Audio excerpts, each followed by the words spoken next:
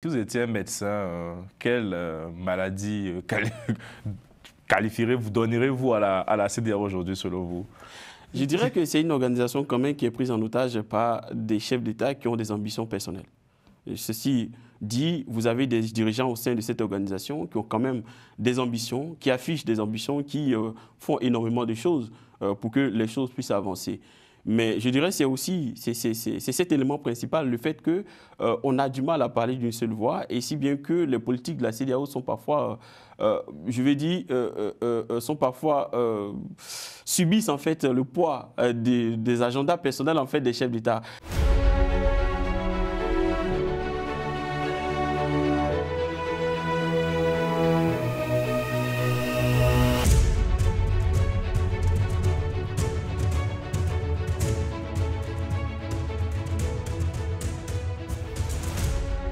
Bonsoir à tous, nous recevons ce soir Vanessa Riemann, écrivain et essayiste, chercheur à l'université Jean Moulin Lyon 3.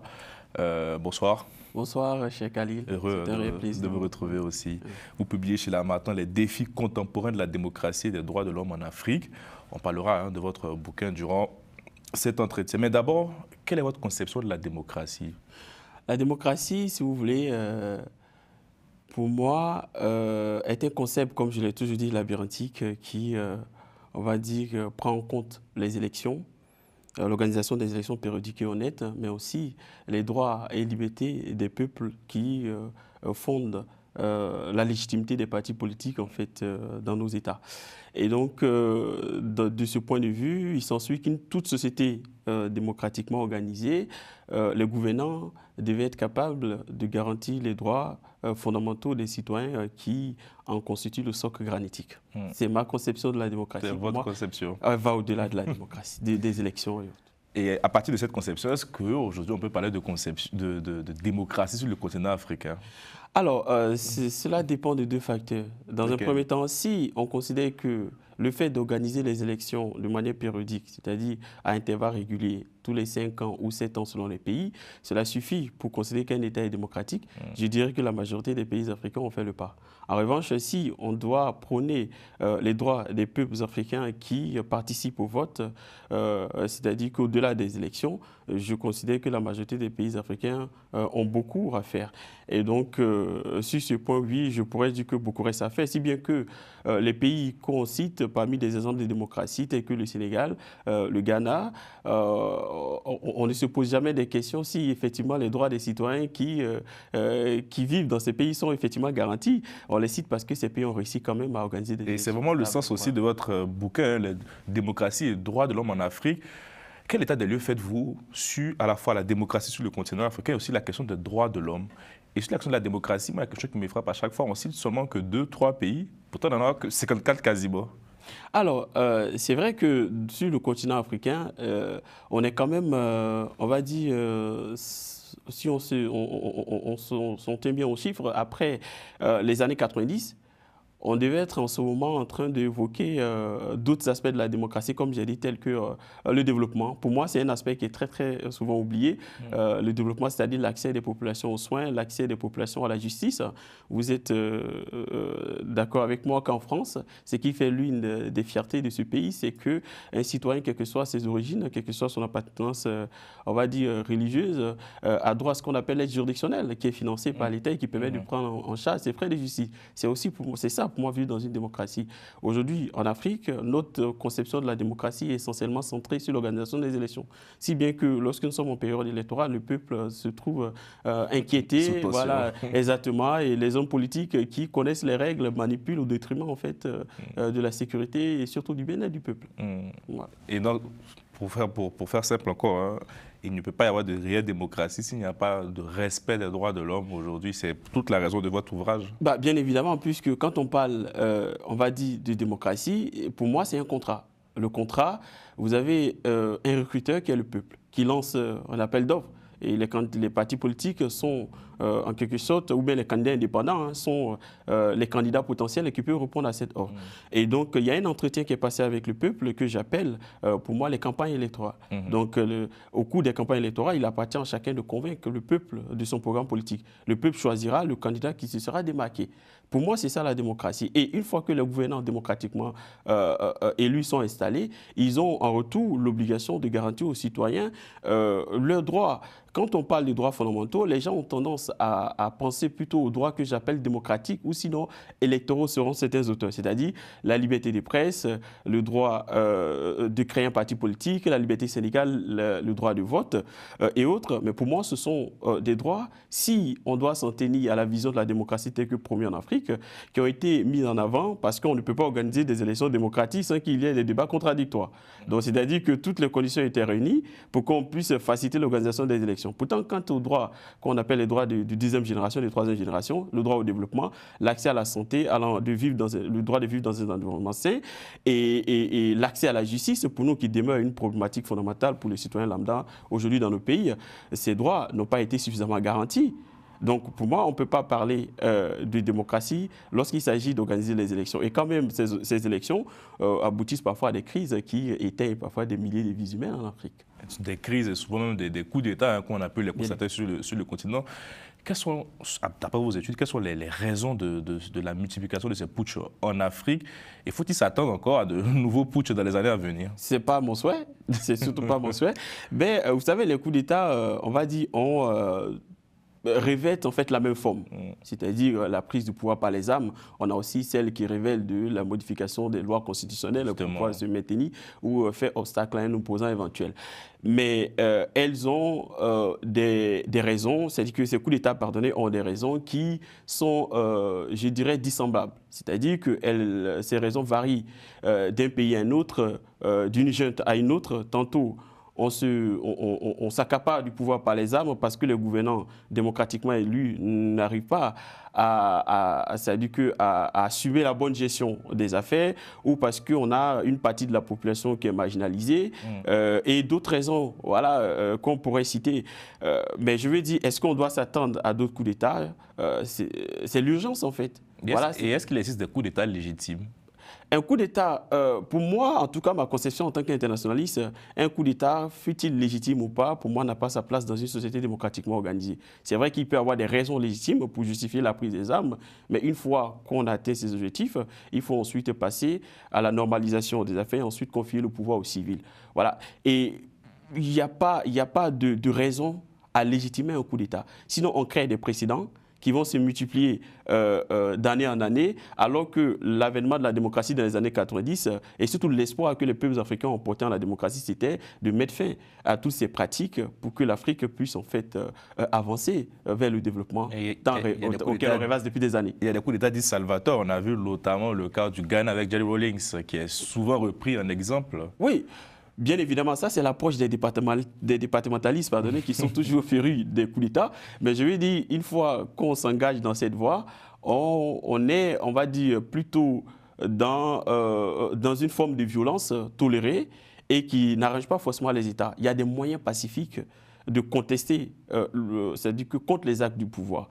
Et je ne dis pas que des coups d'État, il n'y en a pas qui sont salutaires. Non, moi, je ne dis pas ça. Mais en tout cas, en tant qu'internationaliste, pour moi, la prise des armes n'est pas à tolérer. Certains vous diront que c'est quand même être dans le déni si on considère que la forme pacifique n'est pas tout le temps accessible, notamment le vote, où on sait que souvent les conditions sont déjà pipées d'avance. Aujourd'hui, le coup d'État reste l'ultime solution pour pouvoir se libérer. Hein. Je réponds encore là à certains narratifs de certains généraux à la tête des États. Oui, mais aussi, je pourrais vous opposer à cela le droit à l'insurrection des peuples. Donc, le droit à l'insurrection populaire qui est, pour citer un docteur qui a travaillé énormément sur ça, Chris Donga, qui a énormément travaillé sur cet aspect. Oui, il y a d'autres mécanismes pour pouvoir en fait contrôler la gestion du pouvoir et inviter les gouvernants à revoir leur manière de pratiquer la démocratie et surtout à prendre en compte les attentes du peuple. C'est pour ça que je dis que pour éviter qu'on arrive même au coup d'État, il faudrait que le gouvernement soit très souvent à l'écoute des attentes des populations. Parce que vous avez une population qui s'est battue au début des années 90 pour que la démocratie prospère. Et une fois que le gouvernement démocratiquement élu, aujourd'hui, il n'arrive pas à assurer, bien évidemment, ce pourquoi les peuples les ont installés au pouvoir. Voilà, surtout en matière de développement et bien d'autres domaines, comme je l'ai cité tout à l'heure. Mais en tout cas, il ne faudrait pas encourager les coups d'État. il faut inviter nos hommes politiques ou même les militaires à privilégier la voie pacifique. Donc, je pense que l'Afrique a suffisamment souffert depuis des années, hein, et les coups d'État et ces instabilités démocratiques nous retardent davantage, surtout qu'on a énormément de défis à relever, des défis qui sont d'ordre climatique, des défis aussi sécuritaires, des défis économiques. Et on n'est pas sans ignorer que l'Afrique s'est vue depuis quelques années confier le destin de l'économie mondiale dans les 20 ans, 30 ans à venir. Il faut qu'on arrive à assumer cette responsabilité, et c'est en commençant par stabiliser nos États qu'on pourra arriver à ces objectifs. Et moi, mais vous qui êtes internationaliste, hein, quel regard portez-vous sur l'AES, l'Alliance des États du Sahel? C'est l'avenir du droit communautaire ouest-africain aujourd'hui? Écoutez, l'AES, on va dire que c'est une forme de coopération dynamique, hein, il faut le reconnaître, entre 4 pays qui ont décidé de... 3 pays. 3 pays, pardonnez. Niger, Mali, Burkina Faso. Voilà, exactement, qui ont décidé de créer une confédération, et donc qui continuent, qui font leur bonhomme de chemin. C'est vrai qu'en tant qu'internationaliste, c'est surtout un féru du droit communautaire. J'aurais bien aimé que cette dynamique se poursuive au sein de la CEDEAO, mais ils ont leurs raisons à eux. On ne peut que leur souhaiter, on va dire, que le meilleur, et surtout que les actions aussi impactent la vie des populations. Parce que le défi, ce n'est pas s'accaparer du pouvoir, le défi, c'est aussi réussir à combler les attentes du peuple.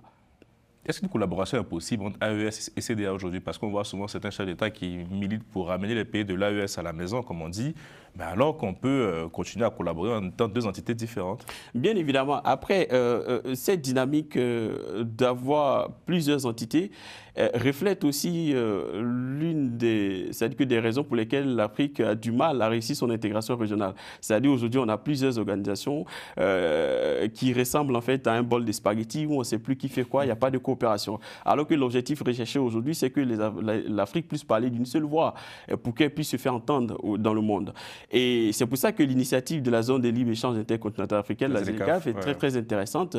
Et d'ailleurs, les pays de l'AES sont encore partis, d'où l'espoir qu'effectivement, ils n'ont pas totalement fermé la porte à la coopération régionale.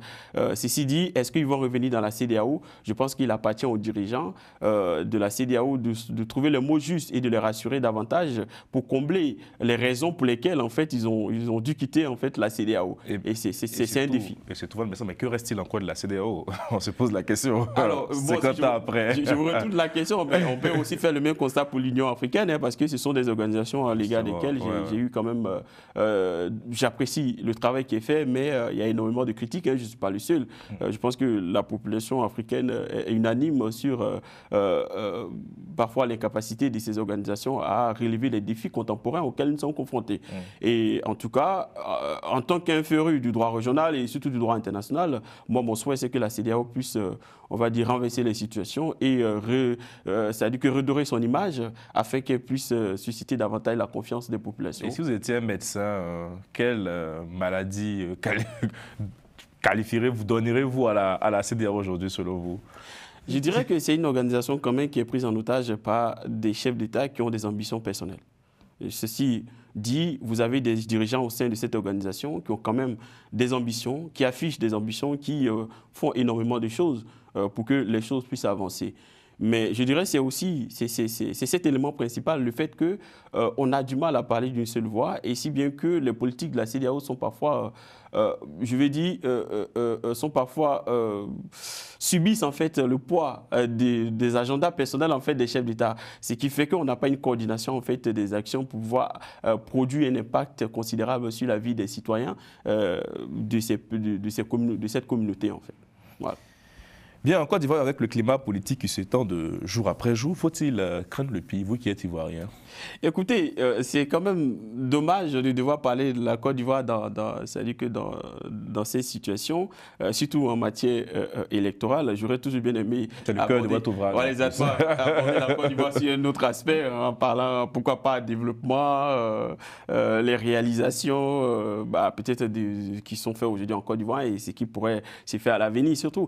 Mais le constat qu'on peut faire aujourd'hui, c'est que écoutez, c'est la conséquence en fait de ce que j'appelle l'électionnisation entre guillemets de l'Afrique et non la démocratisation. Aujourd'hui, la Côte d'Ivoire est prise en otage, on va dire, par des acteurs politiques qui sont les seuls à maîtriser le jeu démocratique et qui fixent d'ailleurs les règles de ce jeu démocratique. Donc, après la guerre on va dire, bon, pas la guerre, c'est pas le terme approprié, mais le combat pour obtenir le multipartisme, on se demande est-ce qu'on a bien fait d'ailleurs de passer au multipartisme, parce que chaque fois qu'il y a l'organisation des élections dans nos pays, on va dire les anciennes rivalités ressurgissent, si bien que voilà, on assiste à une altération en fait de la cohésion sociale et même du climat politique dans notre pays. Voilà, on espère que les dirigeants politiques vont revenir à la raison et surtout vont privilégier le dialogue pour que le pays puisse arriver à des élections crédibles. Mais là, à l'état actuel, pensez-vous que la classe politique a tiré les leçons des crises précédentes, notamment de la crise post-électorale de 2010? Écoutez, j'en suis moins convaincu. J'en suis moins convaincu qu'ils ont bien évidemment tiré effectivement les leçons, puisqu'il a suffi qu'on parle d'élections en 2020 et aussi en 2025 pour que les anciennes rivalités ressurgissent, comme je disais tantôt. Et il faut aussi dire que ce que nous vivons en ce moment en Côte d'Ivoire est la conséquence d'une crise de confiance profonde qui existe d'abord entre les institutions et le peuple. Et cette crise a été d'ailleurs entérinée et entretenue par les hommes politiques qui, les jouent pairs, sont d'accord avec les décisions prises par ces institutions qu'ils ont eux-mêmes créées, et ou encore les joueurs impairs ne sont pas d'accord avec les décisions prises. C'est-à-dire qu'en fonction du régime, on est d'accord ou on n'est pas d'accord. Et donc cette crise, effectivement, impacte négativement la cohésion sociale, puisque ces hommes politiques ont des millions, ou sinon des milliers, ou sinon des millions de militants derrière eux qui partagent leurs idéologies. Et c'est ça qui est dommage. Au-delà de ça, on a aussi une forme, c'est-à-dire que de rivalité qui est basée sur des problèmes de personnes. C'est-à-dire qu'aujourd'hui, c'est le président Ouattara qui est au pouvoir. On ne bat pas campagne pour montrer au peuple ivoirien qu'on peut faire mieux que le président Ouattara. Ou encore, hier, c'était le président Laurent Gbagbo qui était au pouvoir. On n'a pas battu campagne pour montrer qu'on peut proposer des programmes qui sont mieux adaptés aux attentes des populations et qui peuvent répondre mieux aux attentes des populations ivoiriennes par rapport, on va dire, au programme de société de Laurent Gbagbo à l'époque. Il a été combattu, quand bien même il avait une rébellion armée sur le dos. Et c'est aujourd'hui la même chose aussi que subit le président Alassane Ouattara. C'est-à-dire que, quel que soit ce qu'il aurait fait, vous aurez toujours des gens qui vont considérer qu'il n'a pas travaillé, donc il doit partir. C'est la démocratie, oui, ça. C'est l'intérêt du jeu démocratique, mais il faudrait que le jeu démocratique soit aussi ça. C'est pour ça que je dis que autant on peut avoir le mérite de reconnaître que Laurent Gbagbo est une figure emblématique qui s'est battue pour la démocratie, notamment avec le multipartisme, et aussi que son pouvoir a été, on va dire, attaqué par une rébellion armée. On peut aussi reconnaître qu'aujourd'hui, le président Alassane Ouattara a quand même développé, on dit apporter son édifice au développement, et on ne peut l'ignorer. Tout ça, on voit aujourd'hui dans les rues d'Abidjan, même à l'intérieur du pays, avec les routes. Mais certains diront à quel prix, notamment sur la question des droits humains que vous évoquez. Oui, déjà, les droits humains, oui, effectivement, il faut assainir les conditions de vie des citoyens, comme je disais tout à l'heure. Il faut aussi construire des centres de santé pour que les citoyens soient en capacité de se soigner. C'est ce que je disais. Donc, s'ils le font, la seule chose qu'on peut reprocher, c'est qu'il faudrait que ces hôpitaux fonctionnent correctement. Parce que vous avez des personnels qui sont dans ces hôpitaux parfois qui ne font pas le travail qui est attendu, et des fois vous avez, écoutez, avec ce qu'on constate sur les réseaux, des personnes qui meurent sans avoir été prises en charge par des médecins. Donc c'est aussi à la responsabilité collective de tout le monde. Je veux dire, faire la politique, mais de manière saine, et reconnaître les défauts à la fois, mais aussi les qualités des uns et des autres. C'est comme ça que la Côte d'Ivoire va avancer, et non dans une hypocrisie substantielle qui consiste à plonger davantage dans le déni et à impacter négativement la cohésion sociale. Très bien. Quelles sont les pistes qui permettent aujourd'hui de combler les insuffisances démocratiques qu'on vient d'évoquer sur le continent africain? Comme je disais, je me vais aller dire toujours, la seule solution, c'est de ne pas, on va dire, ignorer les autres aspects de la démocratie en se concentrant uniquement que sur les élections. Et donc, pour moi, c'est aussi, au-delà des élections, penser au peuple qui est invité chaque 5 ans ou 7 ans à élire des dirigeants. Et penser au peuple, c'est, comme je le disais tantôt, prendre en compte leurs attentes. Aujourd'hui, les peuples africains attendent que les gouvernants démocratiquement élus changent leur quotidien. Les jeunes attendent de travailler, dans certains pays. Les jeunes attendent d'avoir des perspectives, bien évidemment, d'insertion sociale et professionnelle. Les populations attendent d'avoir accès aux soins. Les populations attendent, c'est-à-dire que le gouvernement puisse leur donner la possibilité de se défendre à la justice, quand bien même ils sont les plus grands criminels du pays. C'est aussi ça la démocratie. Je pense que si aujourd'hui on est tous unanime que l'Europe a franchi ce cap, c'est parce que les citoyens sentent effectivement l'impact de la démocratie. Et c'est en cela aussi que les organisations internationales et régionales doivent apporter leur édifice au-delà de leur rapport substantiel dans la normativisation et aussi dans les actions opérationnelles pour consacrer la démocratie dans les États africains. Et ils doivent s'impliquer au quotidien afin de changer la vie des citoyens. Cela passe dans un premier temps par consacrer des aides, c'est-à-dire que les aides qui sont consacrées tous les ans à l'organisation des élections, on peut aussi les consacrer à la promotion des droits humains, voilà, à financer les projets d'entrepreneuriat des jeunes, à financer l'accès aux soins pour les populations, à financer aussi, bien évidemment, l'accès à la justice pour les citoyens. Quand on dit l'accès à la justice, c'est aussi donner la possibilité à un citoyen de se payer les services d'un avocat afin que celui-ci puisse le défendre, donc c'est-à-dire payer ses frais de justice. Et souvent, les États africains n'ont pas... Je dirais que ce n'est pas pour moi une manière de les excuser, mais n'ont pas suffisamment de moyens pour combler certaines attentes en fait, des populations. Mais c'est en cela aussi que les organisations internationales doivent jouer un rôle substantiel, et même les organisations régionales aussi. Bien, Van Bessan, d'où vient cette passion pour l'écriture? Vous êtes à votre troisième ouvrage, je pense qu'on pourra regarder les deux premiers que vous avez publiés. D'où vient cette passion-là pour l'écriture? Alors écoutez, c'est juste, on va dire, l'envie d'apporter ma modeste pierre à l'édifice d'une Afrique. Sur la route de l'Atlantique, c'est votre premier. Exactement. C'est un ouvrage sur les questions d'immigration. D'immigration, bien évidemment. Ouais. Et là, j'attirais l'attention effectivement du monde sur les causes profondes de l'immigration. Et surtout, bien évidemment, j'ai évoqué longuement la question de l'instabilité politique, le chômage et aussi les guerres. Donc, il faut prendre en compte toutes ces questions. Quand on voit un immigré, il faut voir derrière ce dernier, on va dire, un parcours qu'il n'a pas choisi. Parfois, il a été contraint, et c'est d'ailleurs le cas du personnage principal de cet ouvrage, Amadou, qui a vu ses parents tués par les terroristes pendant la guerre du Mali à Tombouctou. Et il y a le dilemme de la vengeance aussi. Le dilemme de la vengeance, on va dire que c'est un peu... c'est un roman. C'est un roman, bien évidemment, qui retrace l'histoire politique et démocratique de la Côte d'Ivoire. Voilà, exactement, qui raconte les crises successives qu'a connu notre cher pays, la Côte d'Ivoire. Et il raconte le vécu des populations qui n'ont pas eu la chance de voir les caméras filmer leur quotidien pour montrer leur souffrance. Et donc, j'ai essayé de relater à travers moi-même mon parcours et le parcours de certaines personnes qui m'ont confié leur témoignage. Comment est-ce que le peuple ivoirien a vécu ces crises de manière atroce et douloureuse. Et c'est là l'occasion d'inciter, bien évidemment, nos politiques et même tous les citoyens ivoiriens à privilégier la voie de la paix parce que nous avons des défis à relever, comme je le disais tantôt. Et à quand le prochain ouvrage et sur quelle thématique? Alors, écoutez, on a énormément de sujets en ce moment qui sont, on va dire, sur la table. On a la question de la coopération militaire intra-africaine. Enfin, à quand cette coopération? C'est la question que je me pose au quotidien. On est toujours en fait en train de coopérer avec les grandes puissances ou d'autres, bien évidemment, puissances pour venir défendre nos territoires. On a aujourd'hui le cas de la République démocratique du Congo.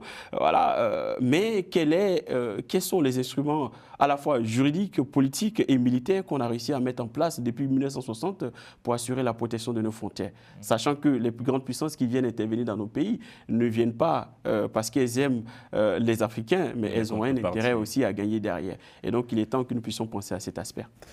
En tout cas, on sera ravi de vous recevoir pour en parler. Une fois que ces mots seront couchés sur les lignes de votre prochain ouvrage. Mais sans merci d'être passé sur les antennes de Global Africa Télé Sud. Permettez-moi de faire un petit aparté. Parce que nous connaissons depuis bien longtemps. Vous avez été un mentor pour moi. Donc, c'est ça. L'histoire s'écrit chaque jour sur les antennes de Global Africa Télé Sud. Bonne suite de programme. Merci.